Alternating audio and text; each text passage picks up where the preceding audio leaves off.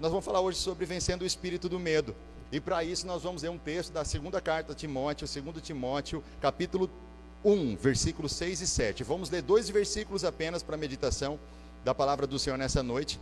Que diz assim a palavra do Senhor: por esta razão, pois, te admoesto que reavives o dom de Deus que há em ti pela imposição das minhas mãos. Porque Deus não nos tem dado o espírito de covardia, mas de poder, de amor e de moderação. Porque Deus não nos tem dado um espírito de covardia, mas de poder, de amor e de moderação. Quem pode dizer amém pela palavra do Senhor? Nós temos muitos inimigos, muitos. E esses inimigos que nós temos, eles são potencializados, são fortalecidos. Sabe por quê? Pelo espírito do medo. O seu inimigo muitas vezes nem é tão grande assim, mas por causa do espírito do medo que está perturbando você, parece que ele é um gigante. E às vezes ele é até um gigante, mas o medo tem o poder de potencializar, o medo tem o poder de aumentar os inimigos que a humanidade possui. Todos eles foram adquiridos depois da queda, todos eles foram adquiridos depois do pecado. Então foi a primeira vez que a humanidade experimentou o sabor do medo, foi depois que eles caíram no jardim do Éden. Veja, Deus está se aproximando e ele chega falando, e aí Adão e Eva ouvem a voz de Deus e se escondem porque tiveram medo. E quando Deus pergunta, eles dizem assim: eu ouvi a tua voz no jardim e tive medo e me escondi. A primeira vez o medo surge na história da humanidade.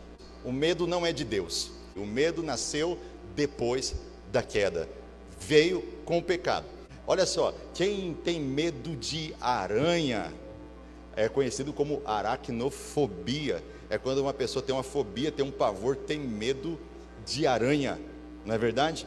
Quem tem medo de... Aqui não tem ninguém com medo de barata, a não ser minha esposa, né? Fora ela não tem mais ninguém, né? Glossofobia, já ouviu falar de glossofobia? É um dos maiores medos da humanidade, o medo de falar em público. O medo de falar em público. Se você tiver que discursar em público, meu Deus, já começa o coração a acelerar, bater forte. Há aqueles que têm medo de dirigir. Quem tirou a carteira aqui sabe o que é isso, né? Você já sabia dirigir o carro, você engatava a marcha, você sabia fazer baliza, fazia rampa, numa maravilha. Mas no dia da prova, no dia do teste, no dia que o instrutor estava lá, o que aconteceu? Vem aquele medo, aí você troca o pedal lá, e em vez de você pisar no freio, está pisando no acelerador, está pisando na embreagem, você já está totalmente perdido. Aí o cara só nota assim alguma coisa, já fica completamente desesperado. Opa, já perdi minha carteira. Quantas pessoas que eu conheço que fizeram diversas e diversas vezes o teste para poder passar? Sabia dirigir, dirigia muito bem, mas quando ia fazer a prova, travava de um ponto que não conseguia desenvolver de forma nenhuma. Aqui nós temos pessoas que trabalham com isso, né? Dá aula também. Tem claustrofobia, que é o medo de você ficar num lugar fechado, né? Medo de elevador, medo desses lugares assim, mais apertados. E também nós temos hemotofobia, que é medo de sangue. Quem não tem medo da morte, que é o último inimigo que nós temos, que será aniquilado. Medo, medo, medo, medo. Medo é um espírito, segundo o apóstolo Paulo. Mas aí o que vai dizer a psiquiatria, a psicologia, a psicanálise, a medicina? Vai dizer que o medo é fisiológico, que o medo é natural. Se fosse natural, Adão e Eva teriam eles antes da queda, só teve depois. E aí o apóstolo Paulo está então agora defendendo a tese de que medo não é fisiológico, apesar de que é manifestado fisiologicamente, ou seja, você pode perceber através dos comportamentos. Fisiologicamente, porque tem pessoas que quando estão com medo, elas travam. Há outras que atacam e outras que fogem quando estão com medo. Então você pode perceber que fisiologicamente o medo vai ter algumas manifestações, mas não significa que originalmente, ou seja, a fonte do medo seja fisiológica. O apóstolo Paulo diz que a fonte do medo é um estado de espírito, não é um estado emocional, é um estado de espírito, é espiritual, é um estado de espírito de uma pessoa que ainda não possui algumas características importantes que ela precisa desenvolver na sua fé para que ela possa ser instrumento de Deus. Nós não estamos falando aqui, apesar da pincelada, da abordagem de psicologia, de psicanálise, de psiquiatria, de medicina, nós estamos falando de Bíblia. Eu estou dizendo para vocês que o apóstolo Paulo estava falando para Timóteo que o dom que estava nele precisava ser reavivado. Se precisava ser reavivado, é porque não estava mais avivado. Foi avivado em algum momento da história da vida dele, mas naquele exato momento não estava. Então o apóstolo Paulo diz assim: Timóteo, reavives o dom que há em ti. E quando ele dá esse conselho, ele está dizendo: eu estou percebendo que você está frio. Eu estou percebendo que aquela chama, aquele fervor que você sempre tinha consigo, não está mais em você. Você precisa reavivar. E Paulo já vai dando a raiz do problema, dizendo que provavelmente o que travou ele fisiologicamente, espiritualmente, ministerialmente, foi o medo, o espírito do medo. Ele estava com medo. E por que ele estava com medo? Porque ele vai assumir uma igreja, a igreja de Éfeso, sendo jovem.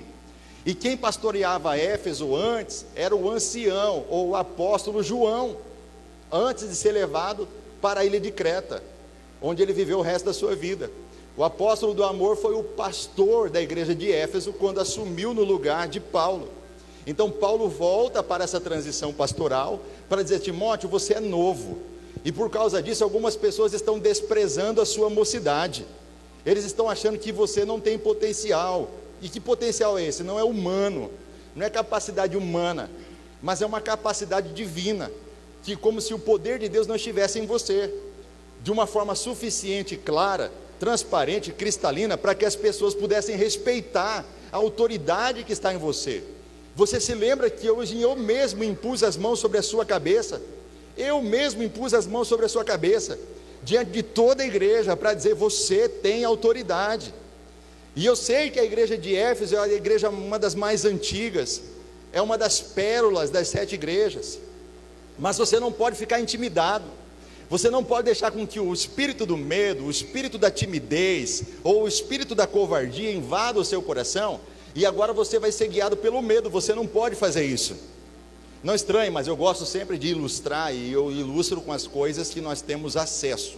E quando eu cito algumas situações, é para poder elucidar o conhecimento. Ontem, ou anteontem, ontem, eu assisti um filme, o nome do filme chama Amor e Monstros.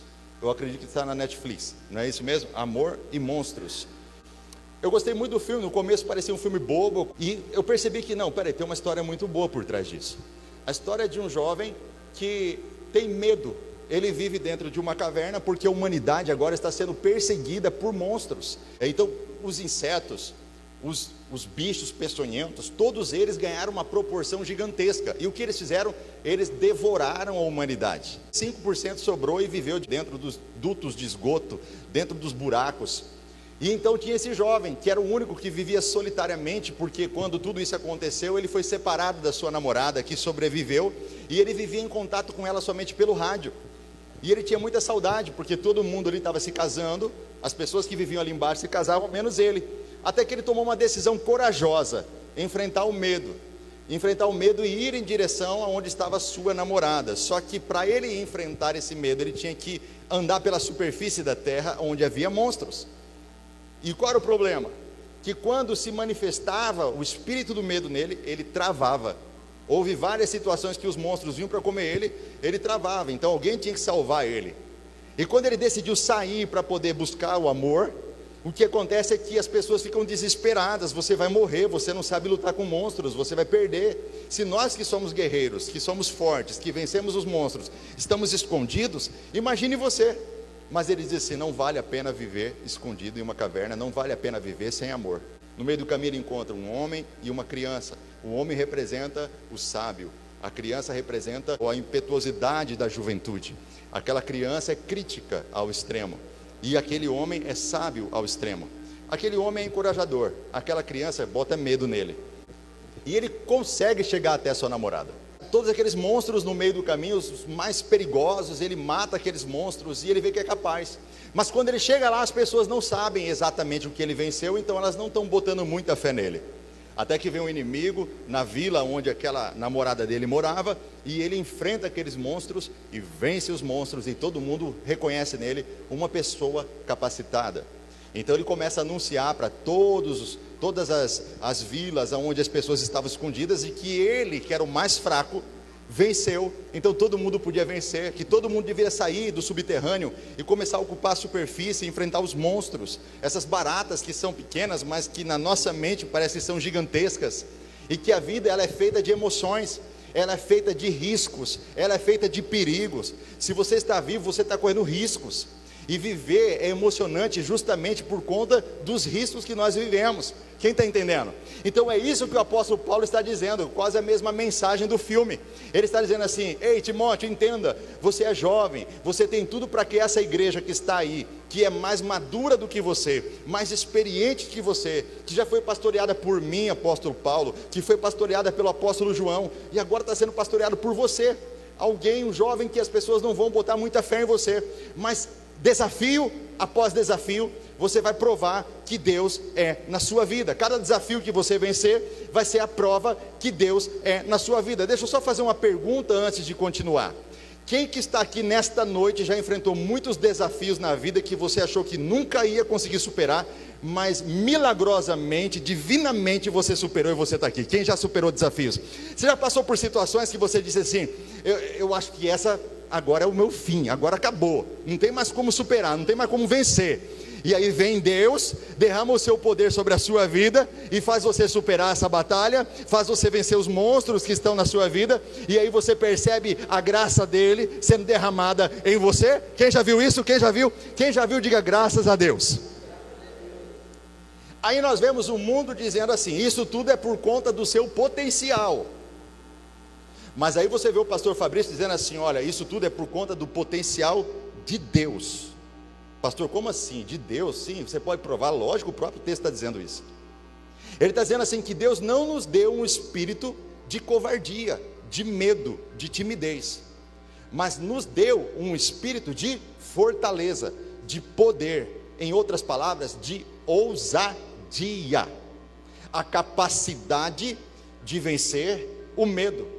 Poder potencial dado por Deus através do seu Espírito Santo. Quem tem o Espírito Santo na sua vida? Quem tem? Pergunta para essa pessoa assim, de longe mesmo, fala: está com medo de quem então? Maior é o que está em nós do que o que está no mundo lá fora. Lá fora tem monstros, mas dentro de você tem a presença do Espírito Santo de Deus. Tem alguém comigo aqui nessa noite? E ele está dizendo assim: a maneira que tem de você vencer os perigos, os seus inimigos, e principalmente o medo que potencializa os seus inimigos, é o espírito, ou espírito de poder, o espírito de amor e o espírito de moderação. Pastor, 3 espíritos, e que espíritos são esses? Entenda, não são 3 espíritos, são atributos do Espírito Santo. Exemplo: Deus é onisciente, Deus é onipotente, Deus é onipresente. Não são 3 deuses, é o mesmo Deus que possui 3 atributos. Ele é Jeová Rafa, ele é Jeová Jireh, ele é Jeová, e aí vai, né? Então é a mesma coisa. Então o Espírito Santo, conforme disse o profeta Isaías, e até mesmo está em Apocalipse, possui alguns atributos, algumas características. Ele tem o Espírito, é o Espírito do temor do Senhor, o Espírito de fortaleza, o Espírito de amor, e aí vai, são pelo menos 7 ou 8 características que o Espírito Santo possui, atributos que o Espírito Santo possui, que você só pode dizer que você é cheio do Espírito Santo quando você tem os 7, quando você experimentou os 7. E não estou nem falando de dons. Ele está dizendo assim: olha, é o Espírito de poder, de fortaleza. Esse espírito de poder, eu quero que você entenda, é dínamos. Dínamos é uma capacitação sobrenatural, não é uma capacitação humana, é uma capacitação que vem de Deus sobre a vida do ser humano. Exemplo: Davi venceu Golias. Como que ele venceu, gente? Na força do braço dele? Ou ele venceu no nome do Senhor dos Exércitos? Ele venceu pelo poder de Deus, ele venceu pela força de Deus. É Deus quem dá esse poder. Olha só o que diz a palavra do Senhor: errais em não conhecer as Escrituras, e nem o poder de Deus. Nós lemos sempre a primeira parte: errais em não conhecer as Escrituras, e nos esquecemos da segunda parte: e nem o poder de Deus. Se tem uma coisa que a igreja nunca pode ignorar, é o poder de Deus. Se tem uma coisa que a igreja sempre tem que buscar, é o poder de Deus. A igreja que busca o poder de Deus é a igreja que recebe esse dínamos, que recebe esse poder, esse potencial divino, essa capacitação sobrenatural. Porque quando você vai fazer qualquer coisa, você vai fazer na sua força, ela tem uma limitação, mas o poder de Deus é ilimitado, não tem limite e não tem fim, é infinito. Quem crê nisso aqui nessa noite?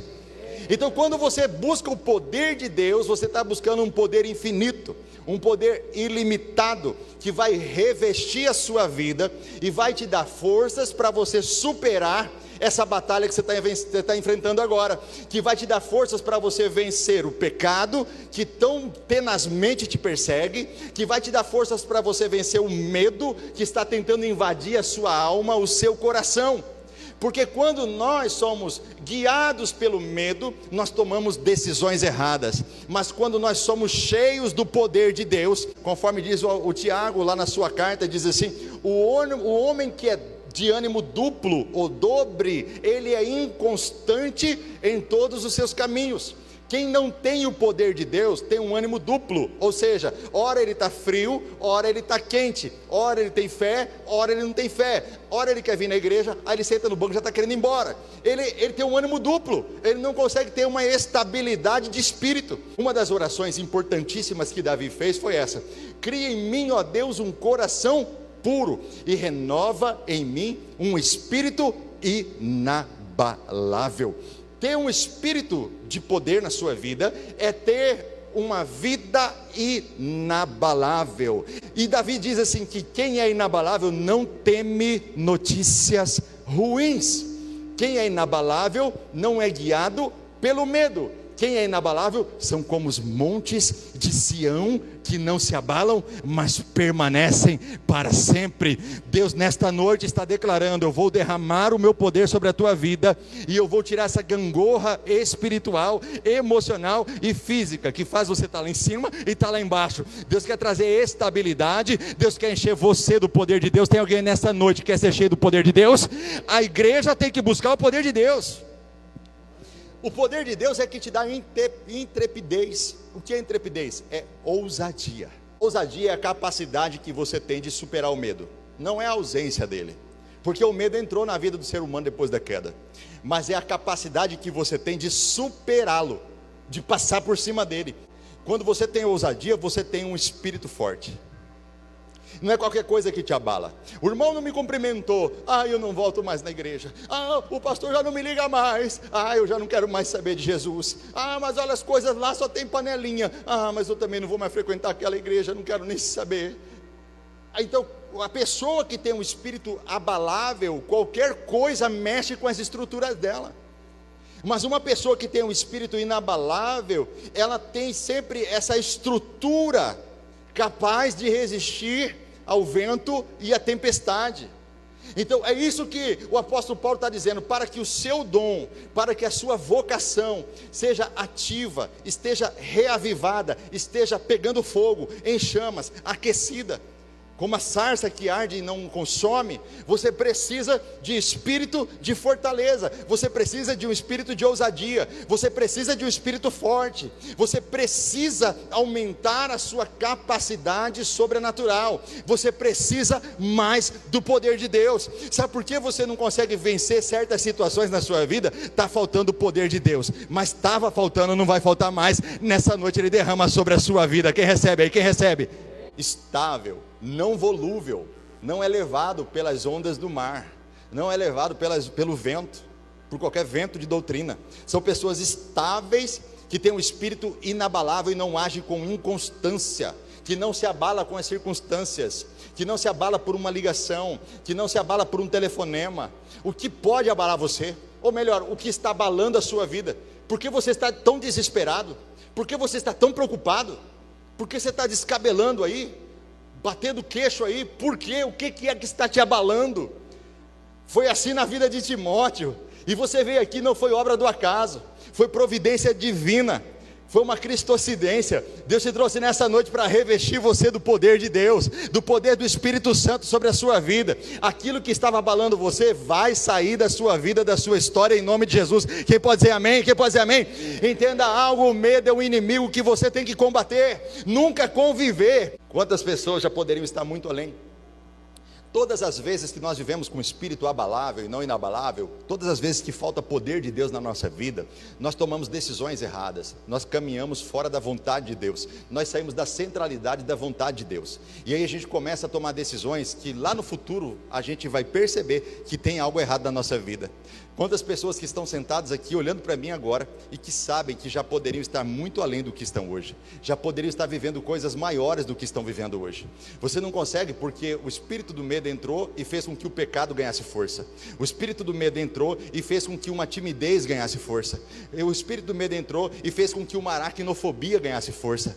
Então, os medos que você vem carregando, vem bloqueando a sua vida, em várias áreas, a sua vocação. Você não consegue exercer o seu ministério, você não consegue viver uma vida de vitória na presença de Deus, segundo o poder de Deus, conforme estava aqui esse camarada Timóteo. Ele estava ali intimidado, atemorizado, com medo, e por causa disso ele não conseguia viver a vocação dele, ele não conseguia exercer o chamado dele. Então o medo estava bloqueando, e o medo é um inimigo. Coloque isso no teu coração de uma vez por todas: o medo é um inimigo. Viver é correr riscos, viver é correr riscos. Você está correndo risco sentado, você está correndo risco em pé, você corre risco na sua casa. Viver é correr risco. Se você comer, você está correndo risco de engasgar. Gente, viver é correr risco. A nossa vida não pode ser guiada pelo medo. A nossa vida tem que ser guiada pelo Espírito Santo de Deus. Aleluia! Quem quer ser guiado pelo Espírito Santo aqui nessa noite? É isso que ele está dizendo, que você precisa, Timóteo, ser guiado pelo Espírito. Eu conheço muitas pessoas, eu aconselho muitas pessoas. São 16 anos que eu estou no ministério. 16 anos eu ouço história praticamente todos os dias. Quantas pessoas que eu conheço que se casaram porque estavam com medo de ficar para a titia, e por causa disso casaram com a pessoa errada, ou vice-versa. Homens que se casaram com medo de morrer solteiros. Agora, você se casa por medo de ficar sozinha. Aí você vai comprar um carro por medo, porque todos seus amigos compraram um carro, só você não vai comprar. Então você vai ficar excluído. Medo. Uma incidência muito grande é no meio dos jovens. Meu namorado falou que se eu não me entregar para ele, já era o namoro, ele vai arrumar outra. Falei: aí, estou com medo de perder ele, estou com medo de perder ela, estou com muito medo. Todas as pessoas que são guiadas pelo medo sempre terão uma vida instável. Você abre mão hoje e você acha que vai ficar só nisso, mas amanhã você vai abrir mão cada vez mais de mais coisas, e cada vez mais uma vida instável, uma vida bloqueada no que diz respeito aos seus dons, à sua vocação, ao chamado do Senhor para a sua vida. E quando você perceber, você até fala: buscar o reino de Deus em primeiro lugar, e todas as coisas vos serão acrescentadas. Você fala porque é bonito falar, mas não vive. Quem guia a sua vida é o medo, quem guia a sua vida são as ameaças, é a timidez, e não a vontade de Deus. Então vamos fazer o seguinte: deixa eu orar para que o poder de Deus seja derramado na sua vida. Então você vai ser revestido desse poder, e você vai vencer essa timidez, você vai vencer esse medo, você vai vencer esse bloqueio. Porque o que é dínamos? Dínamos também, acredita-se, que deu origem à palavra dinamite. É uma explosão, é um poder que consegue explodir todas as barreiras que estão cercando a sua vida. Esse medo de falar, esse medo de testemunhar. Deus há muito tempo derramou uma bênção na sua vida, e Ele pediu para você só uma coisa: testemunha na minha casa. E até hoje você está se escondendo, até hoje você está com medo, e até hoje você não testemunhou na frente da igreja ainda, porque o medo de falar em público é maior do que a vontade de fazer o desejo de Deus e cumprir o chamado de Deus na sua vida. E aí você está escondendo a bênção, e porque você está escondendo a bênção, tem alguém precisando dessa mesma bênção que você tem, e você não entrega, porque quando você testemunha, você multiplica o milagre, você multiplica a libertação, você multiplica a bênção. E se você não testemunha, a bênção fica só para você e morre ali. E a pessoa que está ali no culto, que foi aquele dia especialmente para ouvir você falar, não ouviu, saiu dali achando que não tem solução para a vida dela, sendo que a solução tem, é Jesus, é o Espírito Santo de Deus que está conosco aqui nessa noite, e nos acompanha todos os dias. Quem pode dizer amém? Amém. Aleluia, é isso aí. Então, o que pode mexer com a sua estrutura, o que pode atrapalhar a sua adoração, o que pode atrapalhar a sua vocação, o que está atrapalhando o seu chamado? Você tem medo de encarar isso de frente?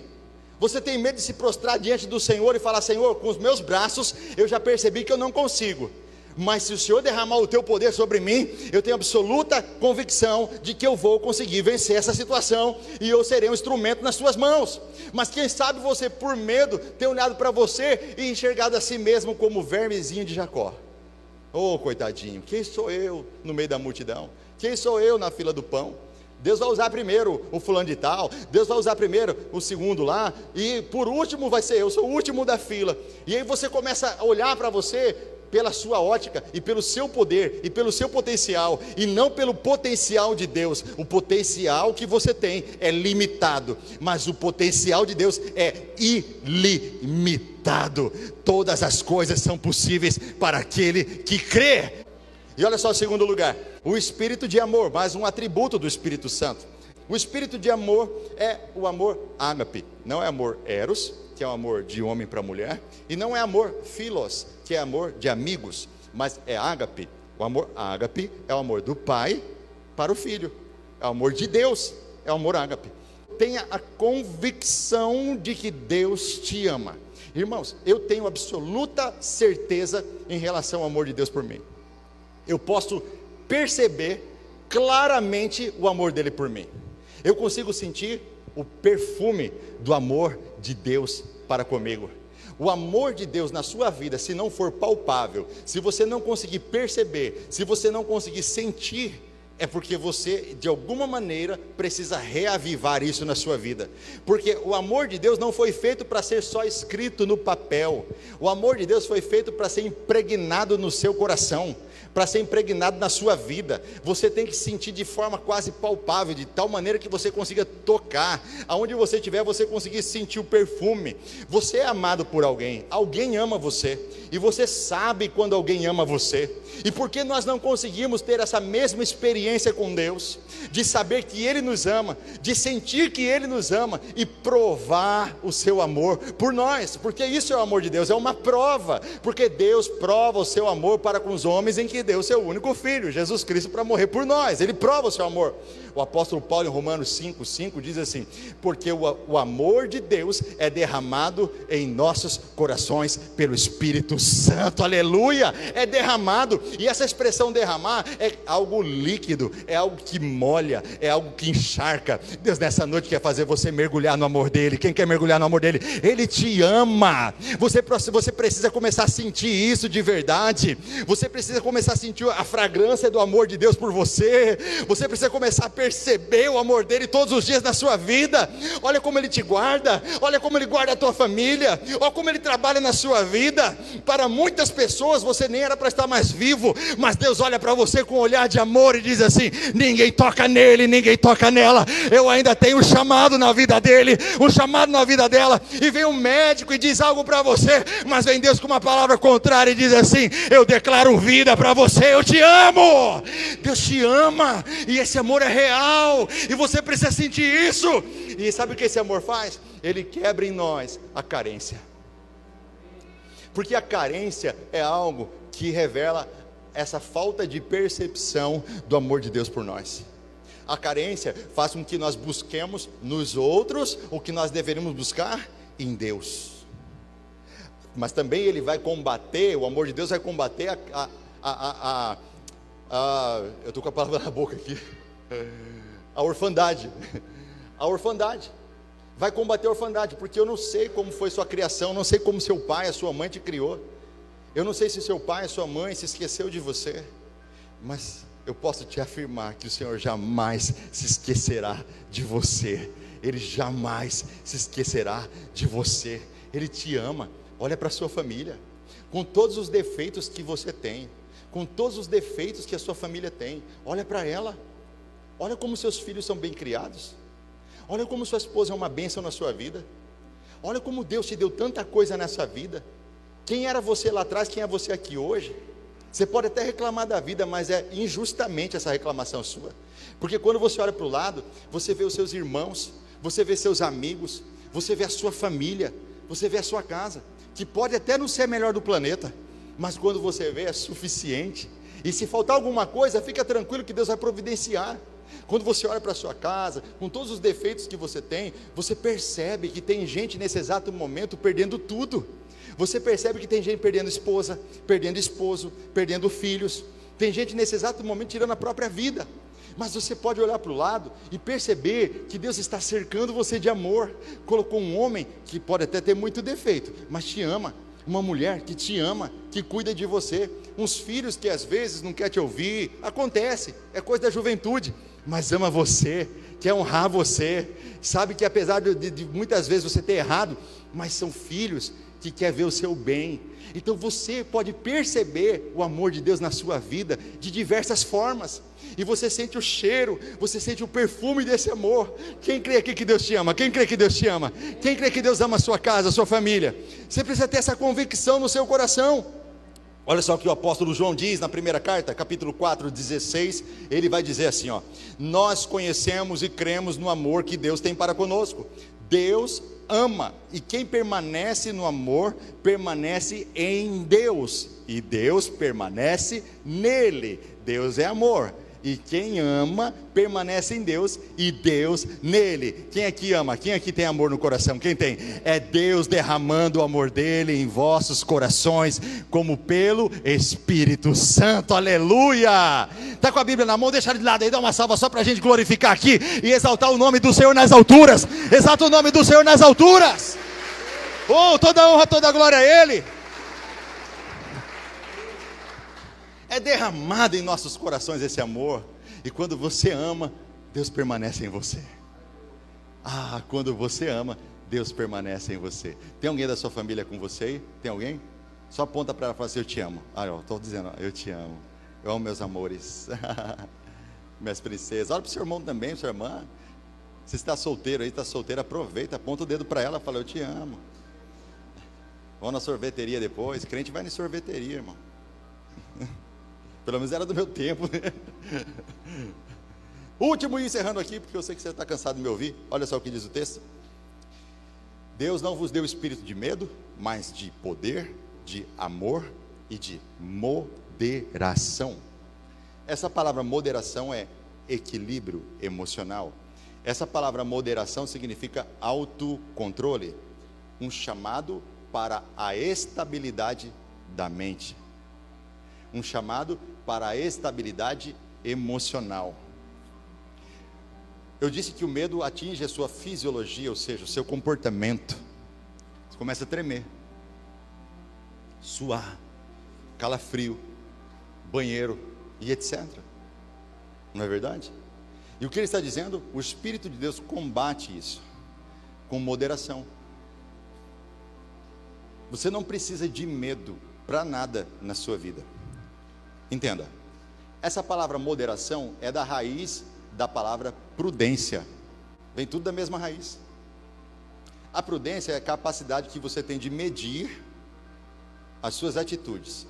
Gente, quando nós somos guiados pelo Espírito Santo de Deus, não importa o resultado, nós sempre seremos vencedores. Nós sempre vamos ganhar.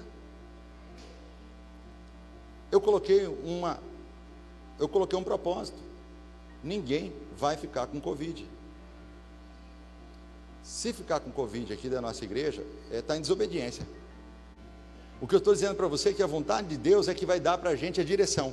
Agora, pastor, mas e se Deus falar para você, não vai, não prega, não fala, não ora? Eu não vou. Está entendendo? Não estou com birra, irmão. Eu não estou querendo provar que estou certo de nada. Eu estou dizendo para você assim, ó, vamos fazer a vontade de Deus. Se Ele falar A, é A, não é B. Então, meu irmão, aviva esse dom que há em você. Tira esse espírito de medo. Faz o que Deus mandar para você. Se A ou B ou C não concordar, problema de A ou B e C. Você não é movido por opinião, você é movido por direção do Espírito Santo.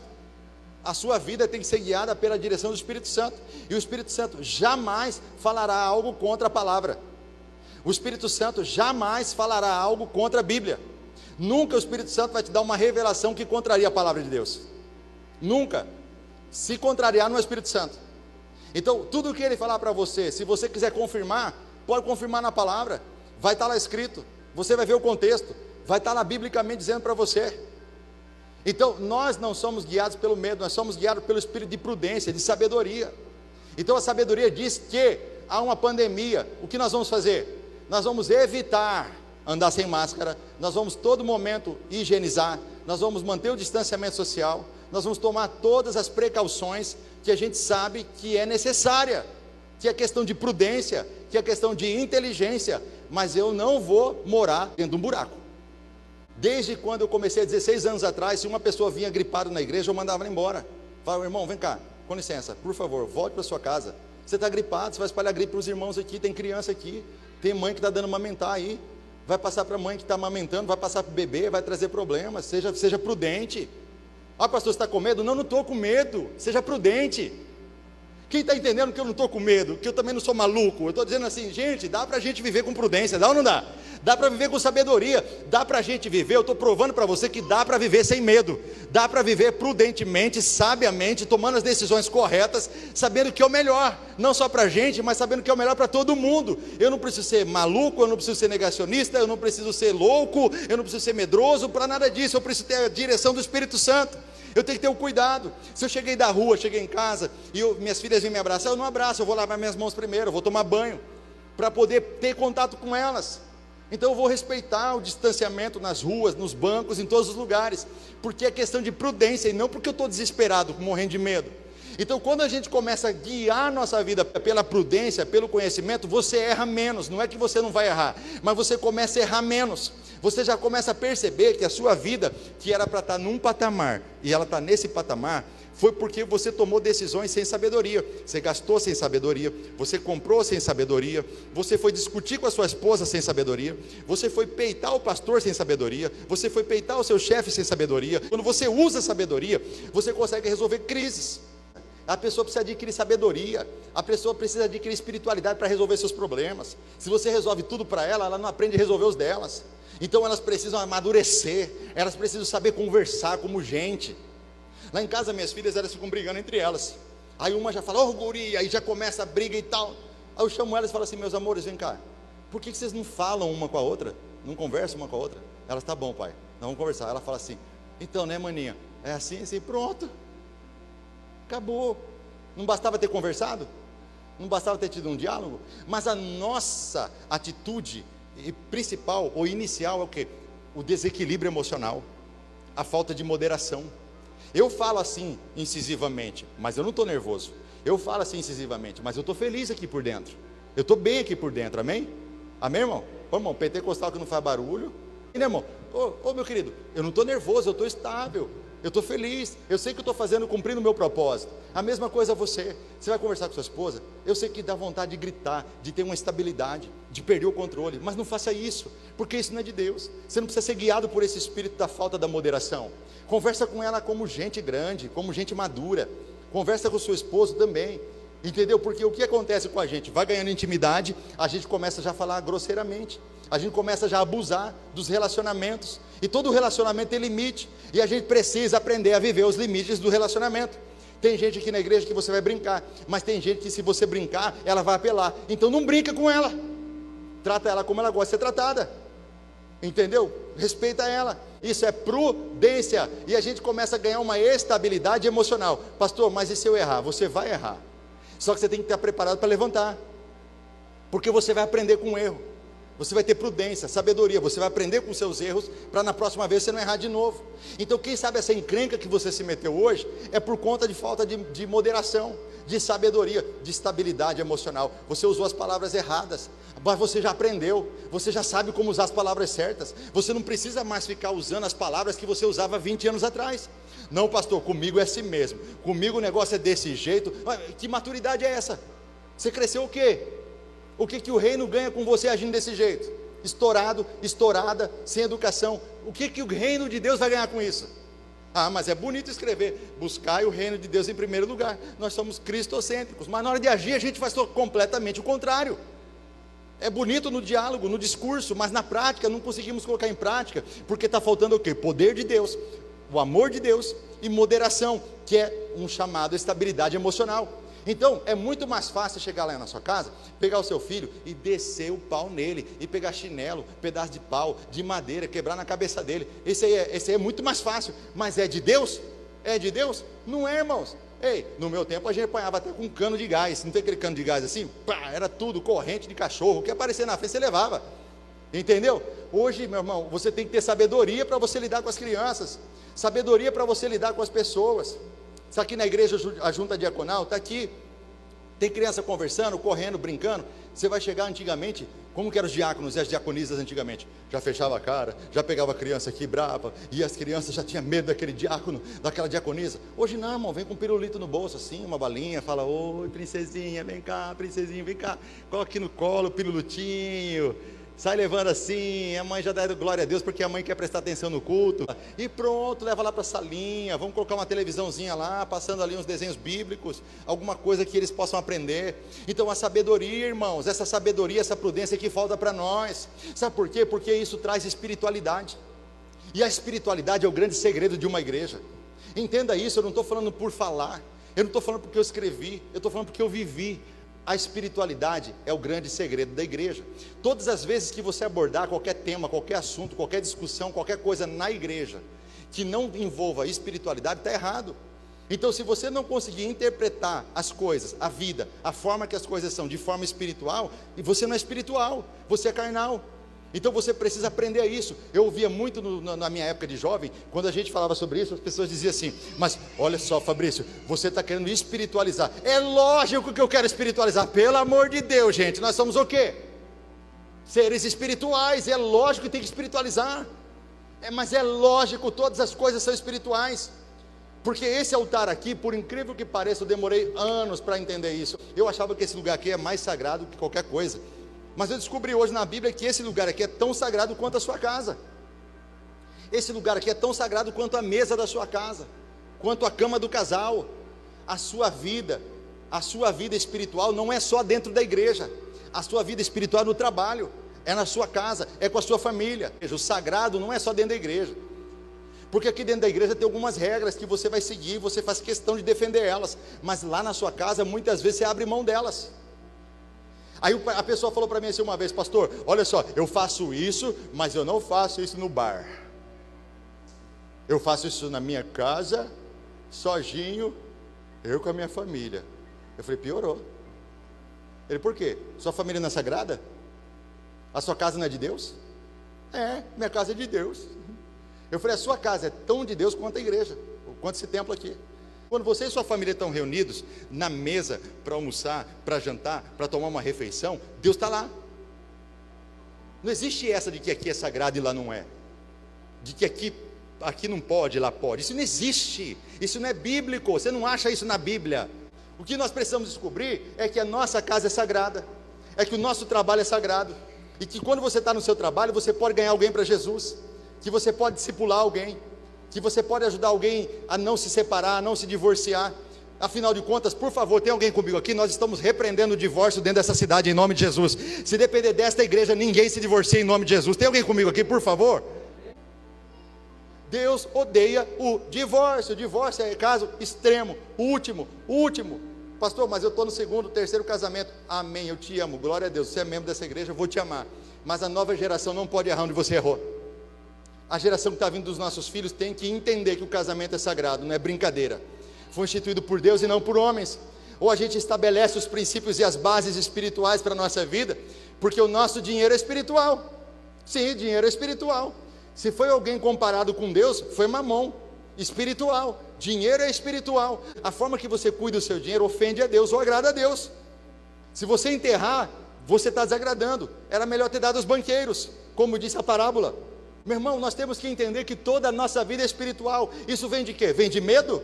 isso vem de prudência, isso vem de sabedoria, isso vem de conhecimento, isso vem de uma sabedoria que vem do alto, uma sabedoria que vem de Deus, não é humana, não é terrena, não é carnal, é espiritual. Então nesta noite aqui, meu irmão, nesta noite aqui, minha irmã, eu não estou aqui para passar lição de moral em ninguém, eu estou aqui para ministrar na sua vida que esse espírito do medo vai sair de você, da sua casa, da sua família, porque ele está bloqueando. Olha só o que acontece aqui, eu encerro.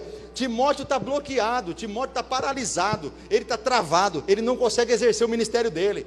Por quê? Por causa da covardia, por causa do medo, por causa dessa fraqueza. E o apóstolo Paulo percebe, pega a raiz do problema e fala assim: Timóteo, já sei o que está acontecendo, cara. Você tem que vencer esse espírito do medo. Deus não te deu esse espírito de medo. Eu estava aí no dia que impus a mão sobre a sua cabeça, Ele não deu esse espírito. Você precisa de um espírito de ousadia, de autoridade, de poder para a gente que é pai, chegar a colocar a mão na cabeça dos nossos filhos, quando eles estiverem dormindo, e orar por eles, e repreender todo mau pensamento, toda influência maligna contra a vida deles, que está tentando desviar eles do caminho do Senhor, de colocar as mãos sobre a vida da nossa esposa, do nosso esposo, orar por eles com autoridade, entrar dentro de casa e falar assim: Senhor, eu consagro esse lugar, a partir de hoje não entra mais nada que desagrada ao Senhor aqui, nada que desagrada ao Senhor vai entrar aqui, esse lugar é do Senhor, eu uso a autoridade que o Senhor me deu. E aí você fica com medo, mas e se Deus não responder? E se Deus não responder? Irmão, que medo é esse? Sendo que a Bíblia fala: clama a mim e responder-te-ei, e anunciarei coisas grandes que não sabes. Eu sei, meu tempo já acabou, eu sei disso, mas eu estou sentindo do Espírito de falar para vocês, irmãos. Eu estou sentindo o Espírito de ministrar no seu coração. Deus quer mudar a sua história. Deus quer fazer com que seja destravado aquilo que está travado na sua vida. E aqui eu quero encerrar. Olha só, o apóstolo está dizendo: ei, Timóteo, você não está fluindo. E o que é fluir? É reavivar, é avivar. Fluir significa assim, jorrar para fora. Jorrar para fora. O que tem de bom que Deus colocou dentro de você está guardado aí, não está saindo, não está jorrando, não está fluindo. Não é um duto assim que está como se fosse um cano de água jorrando nas vidas, jorrando na sua família, na sua casa. O que você tem de bom está travado, está bloqueado. Então você precisa reavivar. Você precisa colocar para fora o que você tem de bom. Você precisa colocar para fora o dom que Deus te deu. Você precisa colocar para fora e manifestar o poder que Deus derramou na sua vida. Olha, eu não sei o que está atrapalhando a sua vida, eu não sei o que está travando a sua vida, a sua casa, a sua família, eu não sei o que está tirando o seu sono, abalando você, mas nesse momento, na autoridade do Espírito Santo, nós vamos orar, e nós vamos repreender, porque no nome de Jesus, há poder para repreender todo o mal contra a sua vida. Eu não sei quais são as algemas, eu não sei quais são as cadeias, eu não sei quais são as travas, se são pecados escondidos, ou maltratados, mas nessa noite Deus quer te dar poder para você superar todo o mal. Oh meu irmão, eu não sei como anda a sua vida emocional, a sua vida emocional, se ela está instável, mas Deus nessa noite quer te dar prudência. Eu não sei como anda a sua vida financeira, sua vida espiritual, o seu contato com Deus, eu não sei como está, mas essa igreja aqui está abrindo os olhos nessa noite para buscar o poder que vem do alto, o poder de Deus, o poder de Deus. A igreja é o povo de Deus, e o povo de Deus está sempre buscando o poder que vem do alto, o poder que vem do alto, porque é esse poder que quebra cadeias, que despedaça o jugo.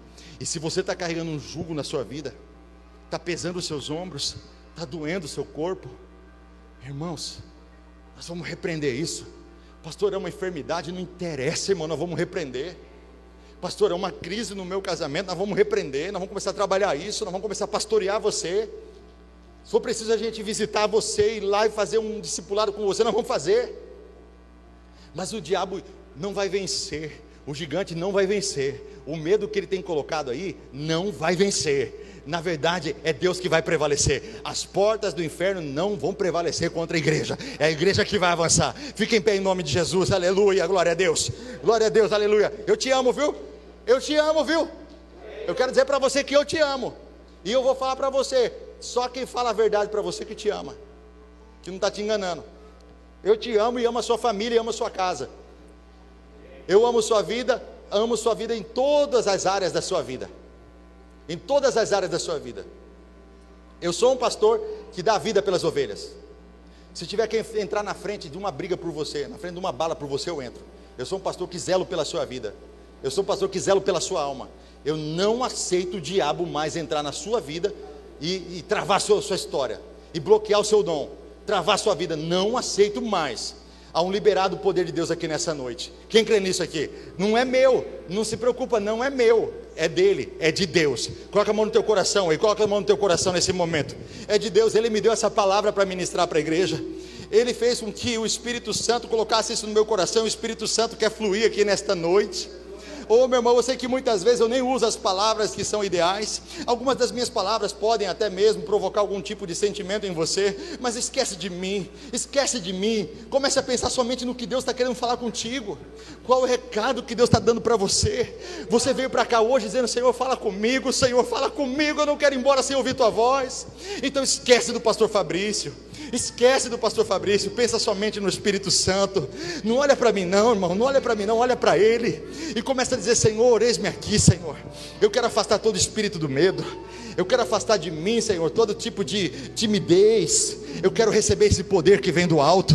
Eu quero ter uma vida de poder na Tua presença. E eu sei que buscar poder de Deus não é fácil, irmãos. Eu sei que buscar poder de Deus leva muitas madrugadas. Eu sei que buscar poder de Deus leva muitos cultos. Eu sei que buscar poder de Deus leva muitas reuniões. São vários momentos que constroem esse poder. São vários momentos. Mas nós não podemos parar de lutar. Nós não podemos parar de buscar. Você veio aqui, você não vai sair com suas mãos vazias. Você veio aqui, você não vai sair sem uma direção de Deus. Você veio aqui nessa noite, você não vai sair daqui sem a bênção.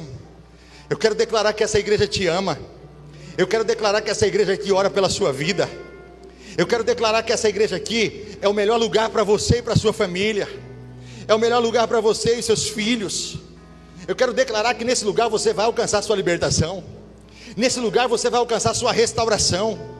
Restauração de áreas da sua vida que foram destruídas pelo espírito do medo. Nós estamos confrontando o medo agora. Nós estamos confrontando o medo. E quando nós confrontamos o medo, alguns correm, alguns atacam e alguns se defendem. Eu não sei qual é a sua reação fisiológica, mas eu quero te dizer nessa noite qual é a melhor. A melhor é: se renda na presença do Senhor. Esteja rendido, renda o seu coração. Não ofereça resistência. Não ofereça resistência ao que o Espírito Santo quer fazer. Quem sabe você conduziu a sua própria vida até agora e deu no que deu. Mas deixa o Espírito Santo agora dizer para você qual é a melhor direção, qual é o melhor caminho. Não é o pastor Fabrício que vai dizer, não são os presbíteros dessa igreja, é o Espírito Santo. Ele é o nosso pastor. Ele é o nosso pastor. Nós somos apenas instrumentos. Nós somos apenas o vaso que Ele usa. Na humildade, nós somos usados com muita humildade, porque nós sabemos da nossa pequenez, mas nós te amamos e o Espírito Santo ama você. Comece a ser cercado agora pelo poder de Deus onde você está. Onde você está aí? Você está com a mão no coração simbolicamente? É simbolicamente, pode colocar a mão no teu coração. Feche seus olhos. Você está sendo cercado agora pelo Espírito Santo de Deus agora. Aonde você está aí? Comece agora a ser cercado pelo Espírito Santo de Deus. Agora, Senhor, derrama do teu poder, Pai. Derrama do teu poder, Pai. Derrama do teu poder, ó Pai. Algemas vão começar a cair por terra. Algemas vão começar a cair por terra. Essa escravidão do pecado, essa escravidão do medo, da miséria, agora está começando a ser quebrada em nome de Jesus. Você crê nisso, igreja? Você crê nisso, igreja? O Espírito Santo quer trabalhar na tua vida hoje. O Espírito Santo quer trabalhar na tua vida hoje. Deixa Ele trabalhar, deixa Ele trabalhar. Deixa Ele trabalhar na tua vida hoje. Deixa Ele trabalhar na tua vida hoje, agora. Onde você está aí, aonde você está, deixa Ele trabalhar agora. Em nome de Jesus, agora. Essas cadeias vão cair por terra. Essas algemas vão cair por terra. Esse medo vai cair por terra. Em nome de Jesus, em nome de Jesus. Levante as suas mãos para os céus. Levante as duas. Que a graça do nosso Senhor Jesus Cristo, o amor de Deus, a comunhão e as consolações do Espírito Santo de Deus seja sobre vós, igreja, hoje e sempre. Quem recebe, diga amém. Dê mais uma salva de palmas a Ele. Aleluia, aleluia. Bendito seja o nome do Senhor.